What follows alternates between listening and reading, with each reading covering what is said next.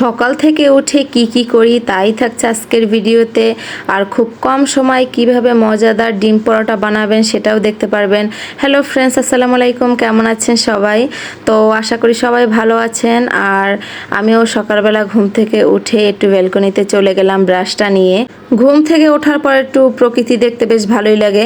যাই হোক, মুখ টুক ধুয়ে তারপর আমি সোজা চলে আসলাম রান্নাঘরে। ভাবলাম একটু শর্টকাটে ডিম পরোটা বানাই।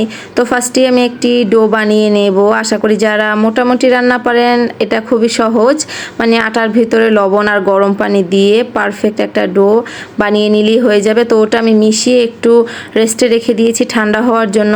আর ভিতরে যে ডিমটা দেব সেটা আমি সামান্য একটু লবণ আর একটু চিনি দিয়ে ভালোভাবে ফেটে নিয়েছি, কারণ ভালোভাবে না মিশালে চিনিটা আস্তে আস্তে থাকবে। তো যাই হোক, এদিকে গরম গরম এই ডোটা আমি একটু মেখে নিয়েছি। ভালোভাবে মথবেন কিন্তু, না হলে রুটি ভালো হবে না। তো এখানে পিস পিস করে রেখেছি আমি আটাটা। মেয়েরা নাকি রুটি গোল করতে পারলেই তারা মানে খুবই এক্সপার্ট কাজে, জানি না কথাটা সত্য নাকি মিথ্যা। তো আমার মাঝে মাঝে মানচিত্রের মতো হয়ে যায়, সেটা কোনো বিষয় না, আবার ভালোই হয় মাঝে মাঝে।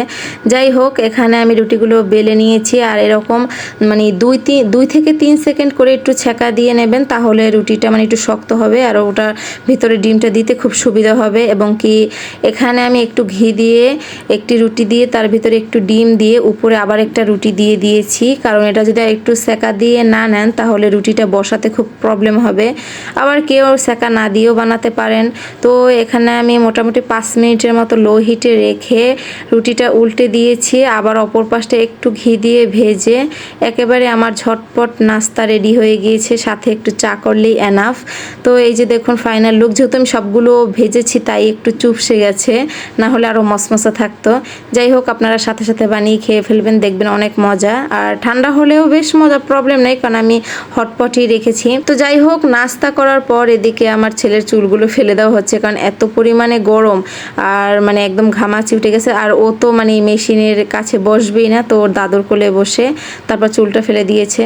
তো এইসব করতে করতেই দুপুরে রান্নার টাইম হয়ে গিয়েছে। এদিকে আমি একটু পুঁই শাক দিয়ে একদম হালকা মশলায় একটু ঝোল ঝোল রান্না করব, পুঁই শাকটা চিংড়ি মাছ দিয়ে আর কি। তো এখানে আমি ফুল ডিটেলস ভিডিও মানে দিচ্ছি না, কারণ আমার রান্নার পেজে আবার এটা ফুল ভিডিও আপলোড দিয়ে দেব, আপনারা দেখে নিতে চাইলে পারবেন।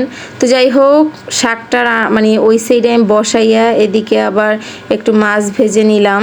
মূলত আমি রান্নার ভিডিও এগুলো সব আমার কুকিং বাই সুহানাতে সবসময় শেয়ার করি, কিন্তু দেখা যায় কন্টিনিউ তো আর কোথাও বের হওয়া হয় না।